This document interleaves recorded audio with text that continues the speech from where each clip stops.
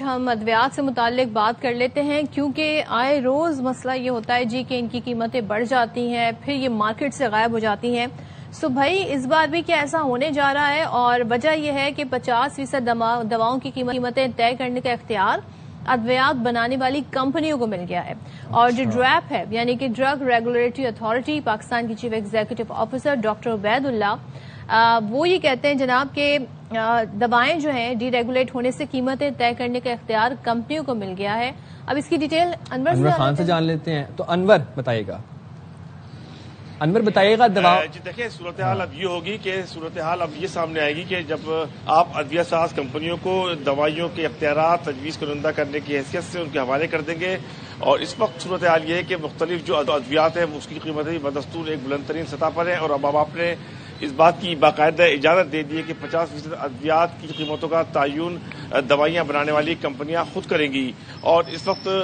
صورتحال یہ ہے کہ مختلف امراض کے اندر مبتلا جو مریض ہیں، جس کے اندر امراض قلب کے ہیں، امراض سینہ کے ہیں، اس کے ساتھ ساتھ دماغی امراض کے مریض ہیں اور شوگر کے مریض ہیں، ان کی ادویات کی قیمتیں جو ہے وہ انتہائی بلند ترین سطح کے اوپر ہیں، اور وہ افراد جو کہ مختلف کینسر کے مختلف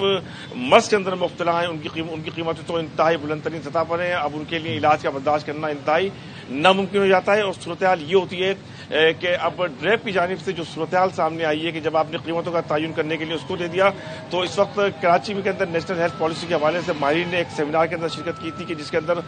ڈریپ کے حکام نے اس بات کا اعتراف کیا تھا کہ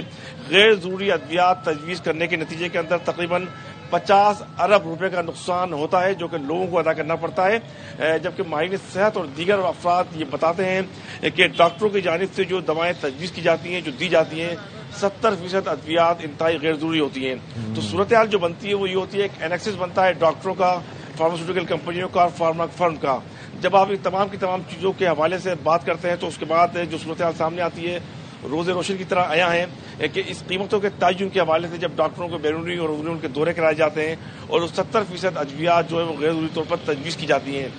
پہلے یہ صورتحال ہے، اب اس کے بعد صورتحال یہ ہوگی جب آپ 50% ادویات کا لائسنس دوبارہ ادویہ ساز کمپنیوں کے حوالے کر دیں گے تو وہ جو رہی سہی کسر ہے وہ بھی پوری ہو جائے گی۔ تو سیمینار ہوتے ہیں، ورکشاپ ہوتے ہیں، ڈریپ کے حکام اور محکمہ صحت کے حکام آتے ہیں، وہ اخلاقی لیکچر دیتے ہیں ادویہ ساز کمپنیوں کو ایتھکس پریکٹس۔ انور ایک بات بتائیے گا، ایک تو پرسکرپشن میں مسئلہ یہ ہوتا ہے کہ جب کافی پرسکرپشن میں ڈاکٹرز کی رائٹنگ کی سمجھ نہیں آتی، دوسرا ایشو یہ ہوتا ہے، ایشو بھی نہیں ہے خیر یہ، لیکن ایک چیز ہے کہ ایک پیٹرن ہے کہ جو دوائیاں ڈاکٹرز پرسکرائب کرتے ہیں وہ ارد گرد ہی کسی کلینک، کسی فارمیسی سے مل رہے ہوتے ہیں، کسی اسٹور سے، میڈیکل اسٹور سے مل رہے ہوتے ہیں، وہ پاس میں اس پراکسیمیٹی، کلینک کی پراکسیمیٹی میں وہ فارمیسی ہوتی ہے۔ تو ہم دیکھیں 2 سال پہلے جو پتا 10 روپے کا تھا آج وہ 50-60 روپے کا ہوا ہے، جو سیرپ 150 روپے کا تھا وہ 450 روپے کا ہوا ہے۔ اگر فارما کمپنیوں کو یہ اختیار دے دیا تو پھر تو یہ اگلے سال تک ہی ہم دیکھیں گے 1000 روپے کی چیزیں ہو جائیں گی، دوائیاں یہ جو 100-200 روپے کی مل رہی تھیں۔ جی بالکل، آپ نے درست بات کی۔ اس کی ایک چھوٹی سی مثال میں آپ کو دے سکتا ہوں۔ ایزاسٹاٹین ایک کینسر کے مریضوں کے لیے ایک فارمولا ہے، ایک انجیکشن کے ذریعے اس کو انجیکٹ کیا جاتا ہے۔ کم و بیش 2 سے 3 ماہ قبل گزشتہ 1 سال کے دوران اس کی قیمت 14,500 روپے تھی، اب وہ قیمت تیزی سے بڑھتی ہوئی 35,500 روپے پر آ چکی ہے۔ تو یہ صورتحال میں ایک بتا رہا ہوں، اس کے ساتھ ساتھ کیپسول جو ساتھ دیے جاتے تھے ان مریضوں کو، اس کی قیمت تھی تقریباً 45,000 روپے، اب اس کی قیمت ہو گئی ہے 66,067 روپے۔ تو یہ 2 دوائیاں میں نے آپ کو بتائی گی، ان کی قیمتیں اس وقت انتہائی بلند ترین سطح کے اوپر ہیں، اور بالکل ایسی صورتحال پورے ملک کے اندر درپیش ہوتی ہے کہ جو ماہرین صحت، جو ڈاکٹرز جن کو آپ دکھاتے ہیں، ان کی کلینک کے اطراف ہی اس فارماسیوٹیکل اسٹور کے اوپر، میڈیکل اسٹور کے اوپر وہ دوائیں دستیاب ہوگی، باقی شہر کے کسی بھی اسٹور کے اوپر وہ دوائی نہیں ہوگی۔ تو بنیادی طور پہ یہ بنتا ہے، ایک اینیکسس بنتا ہے، ایک گٹھ جوڑ بنتا ہے۔ یہ گٹھ جوڑ کے نتیجے کے اندر اربوں روپے کی غیر ضروری ادویات۔ انور جو اصل ایشو ہے وہ یہ ہے نا کہ فارما کمپنیوں کو اختیار دینے سے جی یہ جو فیصلہ ہے کہ اس سے قیمتوں پر فرق پڑے گا، پھر ہونا کیا چاہیے؟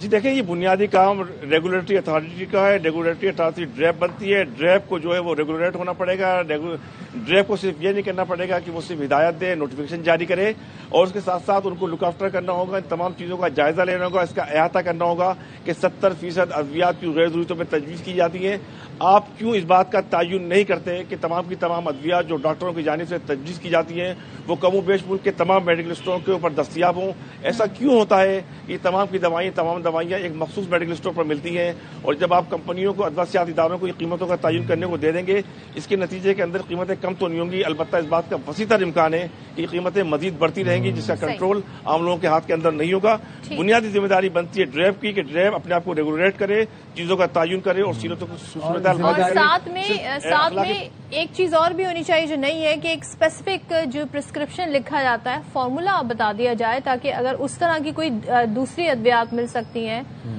तो वो लोग अफोर्ड भी अगर कर सकते हो तो वो उनकी पहुंच में हो। तो यहाँ पर भी ये चीज खत्म होनी चाहिए, ना सिर्फ डीरेगुलेट होना चाहिए, इस चीज पर भी फोकस होना चाहिए। Thank you so much Anwar.